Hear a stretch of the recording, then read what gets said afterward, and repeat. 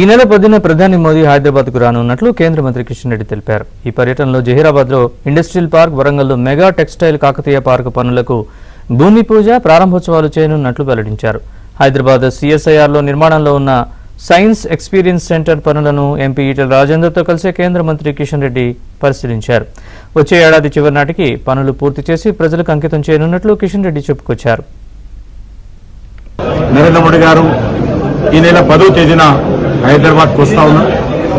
అనేక రకాల అభివృద్ధి కార్యక్రమాలు జహీరాబాద్లో ఇండస్ట్రియల్ పార్క్ కావచ్చు, అదేవిధంగా వరంగల్లో ప్రధానమంత్రి మెగా టెక్స్టైల్ కాకతీయ పార్క్ కావచ్చు, జాతీయ రహదారులు కానీ రైల్వేకి సంబంధించినటువంటి నెట్వర్క్ పెంచేటువంటి కార్యక్రమాలకు అన్నిటి కూడా కొన్ని భూమి పూజ చేయబోతా ఉన్నారు, కొన్ని అంకితం చేయబోతా ఉన్నారు.